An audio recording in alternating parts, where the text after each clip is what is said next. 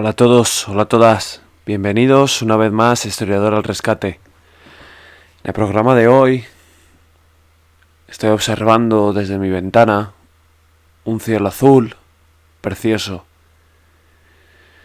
Observo también cómo el sol luce en un domingo bastante tranquilo, apacible y especial. No hay guerra. Sin embargo, a menos de 3 horas de avión desde donde os estoy hablando, desde España, en Ucrania sí que hay guerra. Una guerra en la cual Rusia, por todas las razones que he ido explicando a lo largo de prácticamente un año, porque podéis ver que el primer vídeo que empezó toda esta serie fue, y me acuerdo de su título, fue Ucrania, crónicas de una guerra o de un conflicto olvidado. Desde un año denuncié la pasividad de Occidente, el que hubiesen olvidado a los ucranianos, igual que hicieron con Georgia, por otro lado, en el 2008. Y bueno, ahora vemos como miles de expertos, o pseudoexpertos, con encefalograma plano, defienden las acciones rusas. Demuestran efectivamente que sus neuronas no conectan por una sencilla razón. Cuando a uno le llaman prorruso, como a mí me la han llamado, por subir varios programas explicando la perspectiva rusa, explicando cómo entienden su relación con Occidente, comentando los errores que ha cometido Occidente, porque, cuidado, Rusia no es la única culpable de esta guerra. Esto lo diré siempre. También hay una enorme responsabilidad por parte de Occidente, por parte sobre todo de Estados Unidos y de la OTAN, y también por parte de la pasividad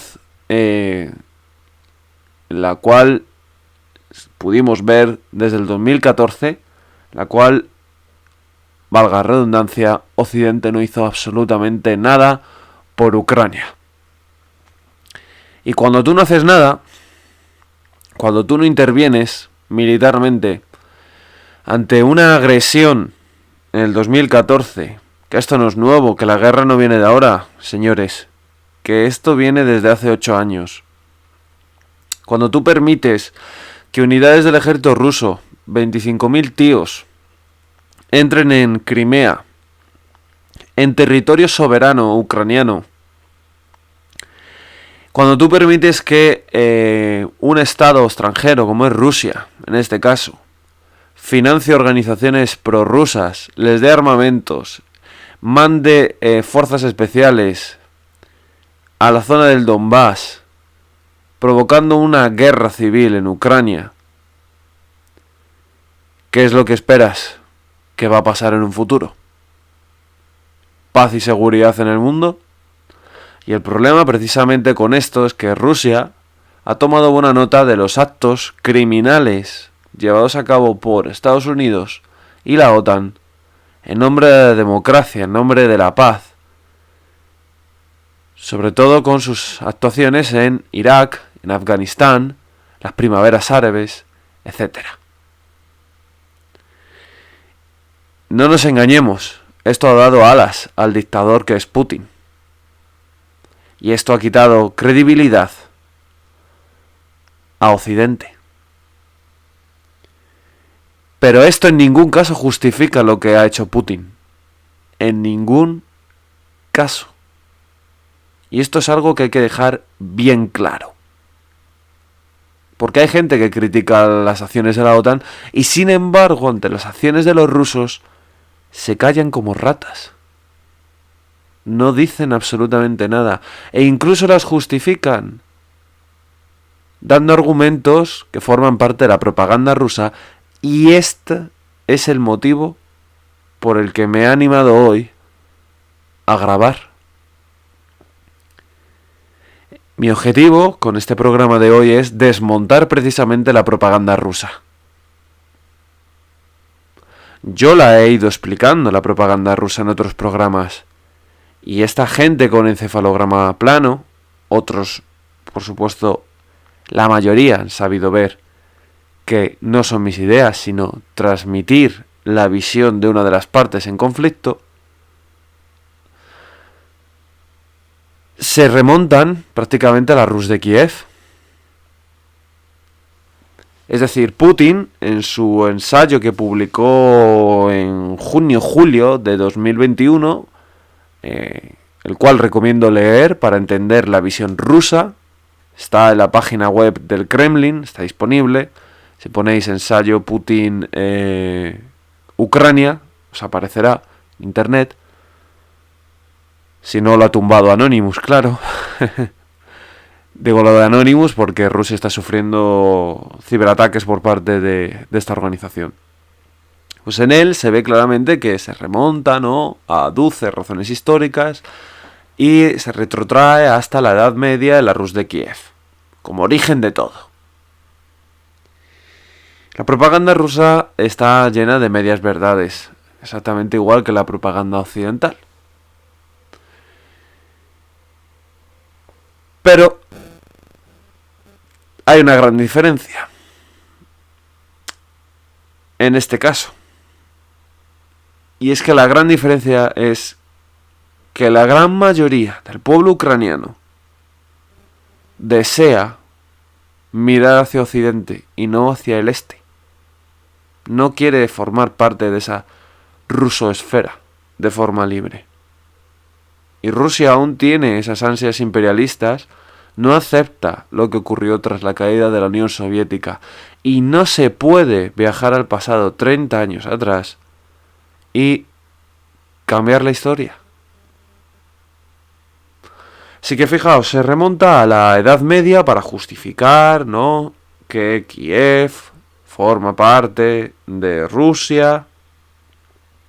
Y sin embargo, sería algo tan absurdo como que los españoles dijesen que América del Sur y América del Norte pertenecieron en algún momento histórico al Imperio Español y que son patria indivisible de España. Sería cuanto menos absurdo. O podemos ir a hablar de Portugal y decir que, bueno, Portugal pues formó parte de España durante la Edad Media, de Castilla, y durante el reinado de Felipe II también, y que en 1640 se independiza. En Portugal hay que invadirla porque forma parte de la esfera española. Tiene que volver de nuevo al remanso de paz. Vemos cómo se cae por su propio peso esta argumentación. Pero luego hay otras argumentaciones muy interesantes que da Putin, muy interesantes por la absurdidad que suponen, y que mucha gente que ve RT y muchos youtubers también, como el señor Gisbert, han comprado. Y a mí me da que o bien lo han comprado por absoluto desconocimiento o porque, en el caso de los youtubers, presumiblemente, supuestamente, me llevo a pensar, presuntamente, que puedan estar recibiendo dinero por parte de Rusia. Y esto no es conspiranoico. La OTAN hace lo mismo, ¿eh? La CIA hace lo mismo con ciertos periódicos para que muestren determinadas noticias que les interesa. O, por ejemplo, con los Call of Duty, que hagan videojuegos en el que se muestre una visión del mundo que les interese a los Estados Unidos. Son financiados por la CIA. Así que, ¿Rusia creéis que no va a hacer lo mismo? Evidentemente sí. Y en América Latina, o en Hispanoamérica, mejor dicho, vemos que hay muchísima gente prorrusa. ¿Por qué? Bueno, pues porque RT allí, RT es el canal ruso de comunicación, tiene un enorme poder, una enorme influencia y vemos que además Rusia tiene un comercio bastante floreciente con estos países y de hecho ciudadanos, por ejemplo, de Argentina no necesitan un visado para entrar en Rusia. Además les queda muy lejos el conflicto, claro, no lo tienen en el patio trasero de sus casas. Esta gente de Hispanoamérica se ha creído el discurso de Putin cuando declaró la guerra diciendo que el gobierno ucraniano pues era un poco menos que unos nazis y que era una operación militar. No dijo guerra, fue una operación militar, véase el eufemismo, cuyo objetivo era desnazificar el país. Y este es uno de los argumentos de peso dentro de la propaganda rusa. Que Ucrania son todos nazis y fascistas. Y citan el asesinato, ¿no?, en la casa del sindicato de Odessa, que murieron un centenar de personas porque grupos de extrema derecha nacionalistas ucranianos prendieron fuego. Por supuestísimo, y no voy a ser yo el que niegue, que gran parte del movimiento nacionalista, ultranacionalista ucraniano, es de ideología filofascista, filonazi. Y vanaglorian a Stepan Bandera, que fue un ultranacionalista ucraniano. Estoy un poco cansado de este tema porque ya he hablado de esto, ya he publicado en Instagram historias sobre esto, y recibía críticas precisamente por ser prorruso. Y ahora es cuando os digo que evidentemente es una realidad que existe, pero los rusos niegan, por ejemplo, que dentro de estos movimientos de milicias prorrusas también hay nazis. También hay nazis que utilizan símbolos nórdicos, runas y toda esta parafernalia nacionalsocialista. También hay, por ejemplo, dice Putin que Ucrania cometió un genocidio. Eso es mentira. De hecho, si me estáis viendo en YouTube, y si no en iVoox, en la miniatura del podcast, vais a ver una imagen de unos niños que aparecen vestidos con harapos, uno semidesnudo, con el vientre hinchado y en los huesos.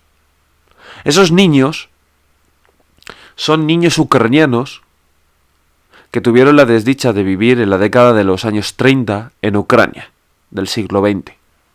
En esa década de los años 30, y esto ya lo he mencionado en distintos podcasts y en distintas publicaciones, se produce el llamado genocidio ucraniano, el Holodomor. Según historiadores, dependiendo de si nos vamos a fuentes rusófilas o no, es muy difícil saber el número de víctimas exactas, pero se cifra en torno al 1,5/6 millones de muertos. Pongámoslos en la mitad. Unos 3 millones y poco. Y poco, entre comillas. 3 millones de personas muertas. De hambre. Por culpa de Stalin. ¿Por qué se hace el Holodomor? El Holodomor se hace por múltiples razones en Ucrania. Pero sobre todo porque el dictador comunista quería iniciar ese proceso de colectivización, ¿no?, de mandar a los granjeros ucranianos a granjas colectivas. Inicia una campaña de persecución a los kulaks, que son pequeños propietarios de tierras. Y sobre todo también por una sencilla razón. Stalin sabía que si la Unión Soviética quería permanecer unida, necesitaba tener una fortaleza patriótica prosoviética. Y por ello debía acabar con todo movimiento nacionalista. Y en Ucrania existía un movimiento nacionalista muy fuerte, muy importante.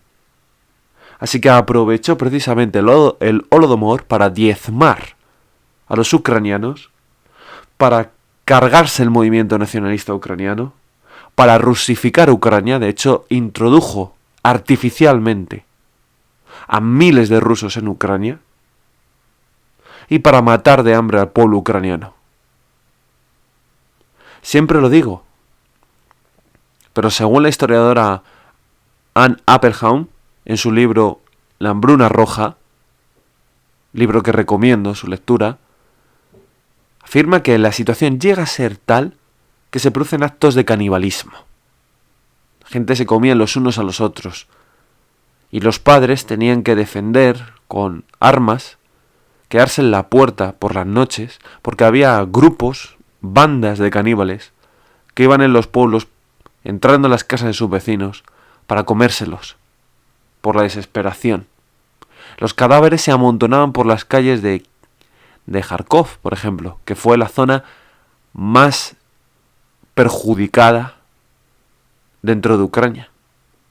Una de las ciudades con mayor cantidad de muertos por la hambruna provocada por Stalin. Esto es el genocidio ucraniano. Esto sí que fue un genocidio. Genocidio que Putin, por supuesto, niega y que, siguiendo la tradición más stalinista, se ha negado a que los historiadores rusos publiquen libros criticando a Stalin, denunciando estas fechorías. Sin embargo, Putin maneja la historia a su manera y según le interesa más a él, según más le conviene, por supuesto. Y no duda en denunciar a Nikita Khrushchev, presidente ucraniano, que luego fue presidente de la Unión Soviética, ¿no? Él era ucraniano y fue elegido tras la muerte de Stalin como presidente de la Unión Soviética. Y le denuncia porque en el 54 Crimea, que era territorio ruso, ciertamente, históricamente ruso, se lo da a Ucrania y la zona del Donbass, que es ahora justo los orígenes de este conflicto, ¿no? Vemos como tenemos que retrotraernos hasta el 54 prácticamente, ¿vale? Para entender más o menos las reclamaciones de unos y otros, pues tenemos como se lo da también a Ucrania precisamente por este genocidio ucraniano sufrido por parte de los rusos. Repito, genocidio. De verdad, con millones de muertos. Se lo da para restituirla por el genocidio que han sufrido. Un genocidio en el que se perseguía acabar con el ucraniano, el cual durante toda la Unión Soviética el idioma ucraniano ha estado sometido a los designios del ruso. Entonces, esto explica, evidentemente, que el nacionalismo ruso tienda hacia el nazismo. ¿Por qué? Pues porque Stepan Bandera, que era el líder nazi ucraniano, y digo líder nazi porque colaboró con los nazis, colaborará casi al final de la guerra con ellos porque le prometen, pues una Ucrania independiente. Ojo, los nazis harán unas fechorías en Ucrania brutales también. Un genocidio masivo de judíos y los cuales van a contar con la ayuda de los ultranacionalistas ucranianos, por supuesto.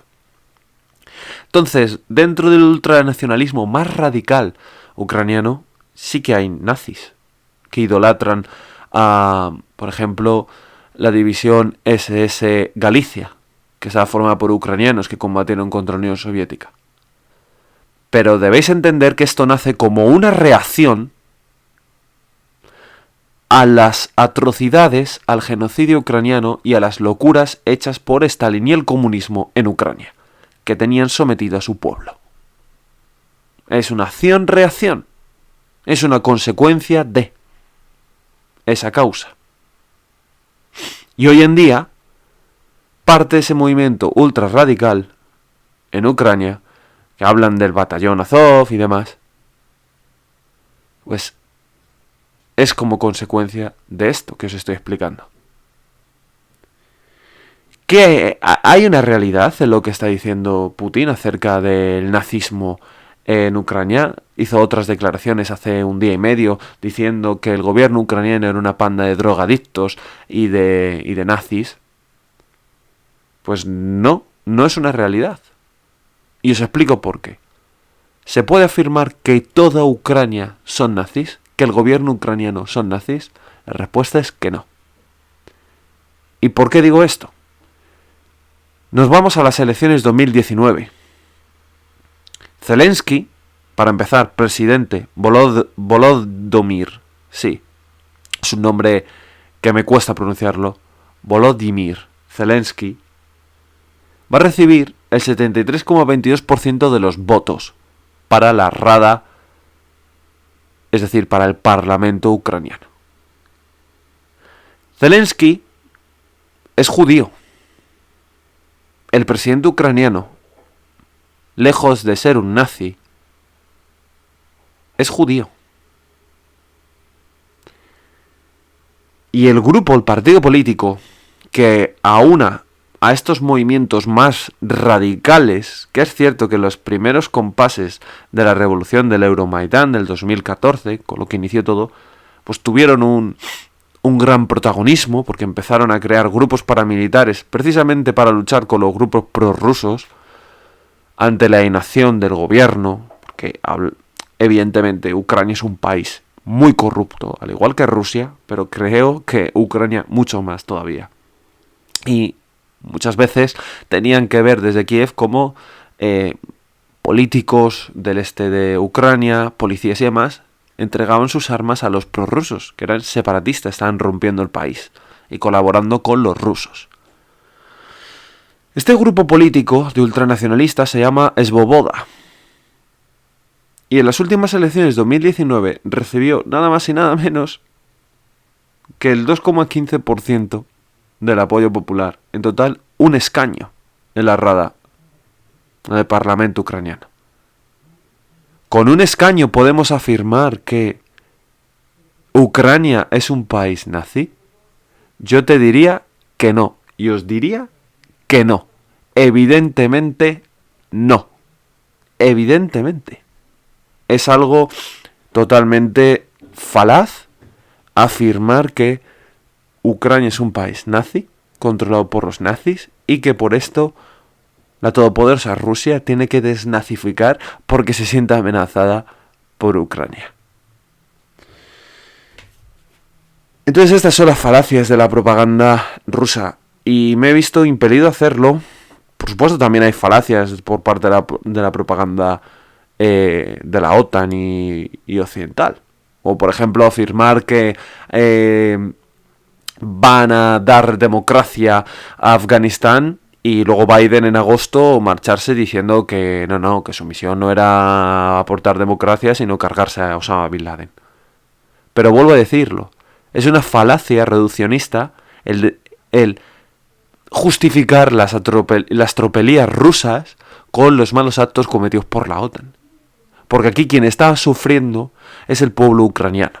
Quien está sufriendo es el pueblo ucraniano porque están cayendo bombas sobre él, porque no son libres para poder decidir hacia dónde quieren ir como pueblo en su proyección histórica en la historia, porque Rusia no les deja. Entonces, simplemente, por estas razones, hay que acabar con ese discurso victimista de Rusia que muchísima gente en Occidente le compra. Espero de verdad que os haya gustado este programa. Mi intención era haceros reflexionar, como siempre. Desde luego que yo nunca voy a decir soy un experto, aunque llevo más de 2 años estudiando este conflicto y tengo estudios al respecto que me avalan, pero nunca diré que soy un experto porque hay tantísima información y tanto por descubrir que ni en una vida uno puede hacerse experto absolutamente, no de este tema, sino de nada. Lo que sí os digo que los que veis un vídeo de RT y escucháis 4 tonterías, no sois expertos de nada. Menos que yo, aún, incluso. Y lo digo porque hay gente que transmite la violencia que hay en el mundo a las redes sociales y he de leer mensajes donde me insultan, donde me llaman prorruso, pro-OTAN, y esto muestra que el ser humano es idiota en general. Porque la propaganda, si piensas un poco por ti mismo, te das cuenta que está hecha para gente que es imbécil. Y por eso triunfa. Porque verdaderamente sobran los imbéciles. Así que yo estoy aquí para educar a todo el mundo que se quiera dejar educar, para crear un debate, pero no voy a tolerar que gente desde el bienestar de su casita hablen de cosas que no saben y sobre todo justifiquen el asesinato y la violencia como forma de hacer política. Esto no es el Call of Duty ni ningún videojuego de acción. Esto es la vida real. Aquí si te matan es game over definitivo. Así que desde aquí, desde España, mando un fuerte abrazo a Ucrania y a los defensores de Ucrania y a la población civil. Y os quiero mantener y transmitir el mensaje. Mi misión es mantener informada a la gente, denunciar lo que está pasando y mandaros todas las energías para que continuéis en vuestra lucha. Seguimos en contacto. Hasta la vista.